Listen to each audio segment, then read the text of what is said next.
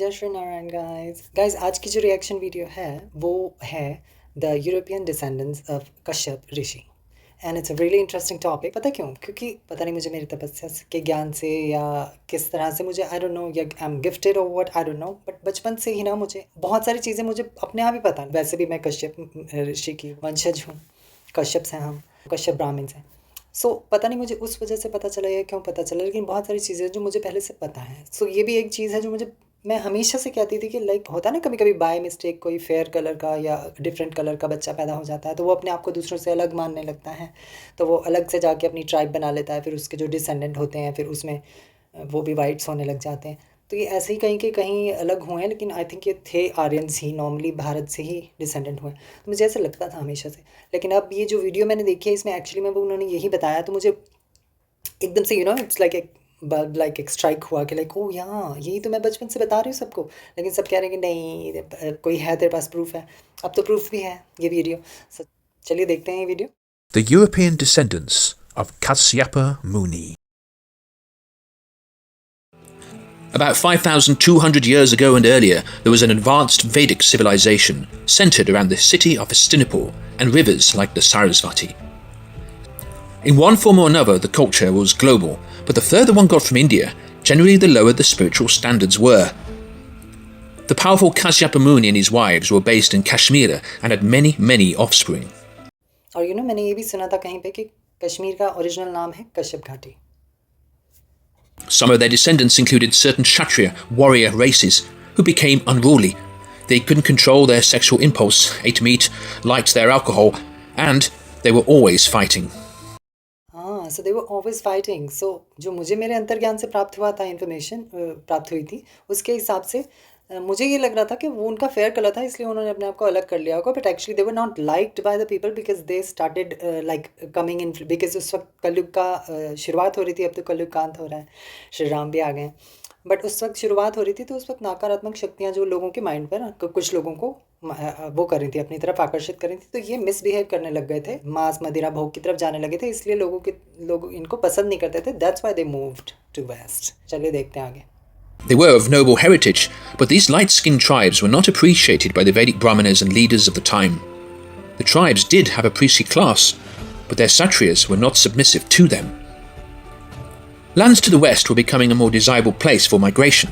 That was particularly so after the huge Kurukshetra war, India's decline, and the drying of the Sarasvati River. Many of those who migrated west from Central Asia were what we call the Indo-Europeans. These races initially settled just south of the Caspian Sea, named after the Caspian people, from the Greek Kaspio, meaning descendants of Kashyapa. They also... Now, there's another interesting fact.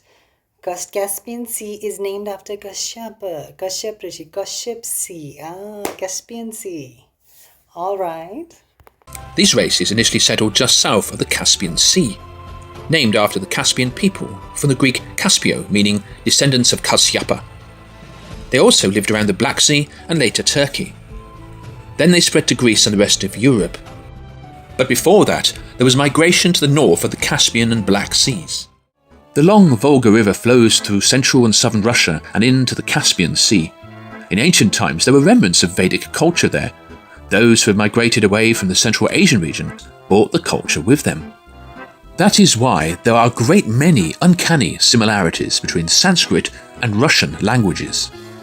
Some moved west of the Slavic regions. It is said that these tribes were sometimes regarded as Danavas, meaning unruly descendants of Danu, a wife of Kashyap Muni. In Central Europe, the river Danube and the national identity of Dane and Danish speaks for itself. And note that the Irish Celts and others regarded themselves as children of the goddess Danu. The Druid class was sometimes known as Sudanavas, good Danavas. Then there's the view that Deutschland eventually traces back from Deutschistan, tribe of big people. Their cousins, Dutch, also comes from Deutsche, an identity relating to Diti, another... Oh wow, one of the wives of the Kashyap Muni was named Diti. Oh wow. Comes from Deutsche, an identity relating to Diti, another wife of Kashyap Muni.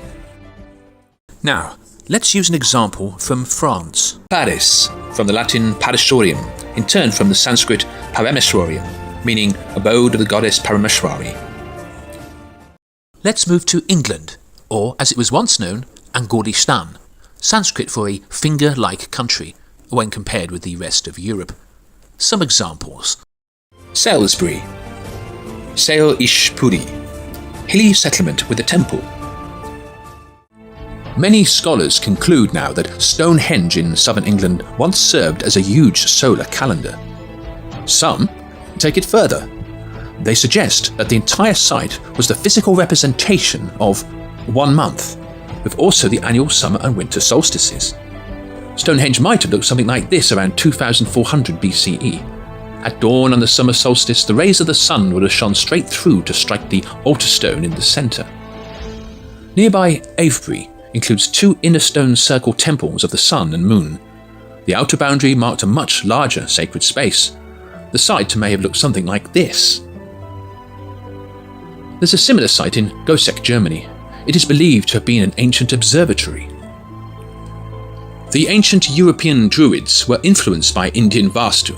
A great example today is the Padmana Baswami temple in Kerala. This was shot at high speed on the summer solstice. Check it out. I'll finish with a map showing the use of Indo-European languages, which traces the path of the ancient migration I described. Thanks for watching. Now, please share with others. सो आपने देखा यही मैं कब से बता रही हूँ, कई लोगों को मैं बता चुकी हूँ, बट ऑब्वियसली बात है जब आपके पास प्रूफ नहीं है, सिर्फ आपके अंतर्ज्ञान को, मैं अंतर्ज्ञान का मैं कोई प्रूफ तो नहीं दे सकती। जैसे अंदर से आप फील कर रहे हो लव, तो वो लव आपको, आप किसी को बता तो उसका कोई प्रूफ तो नहीं दे सकते, बट यू लव, राइट। तो मेरे को तो ज्ञान प्राप्त हो गया, लेकिन आपको करने के लिए आपको खुद ध्यान साधना खुद करनी पड़ेगी, खुद अंदर से ज्ञान करना पड़ेगा। अब उसका मैं प्रूफ ऐसे कैसे, है ना, ऐसे कैसे दे दूँ। सो देखा, eventually everybody is a descendant from Sanatan, Hindu Sanatan. Sanatan is the only dharma. So that was for today. और हमारे अगले वीडियो के लिए स्टे ट्यून्ड। जय श्री नारायण।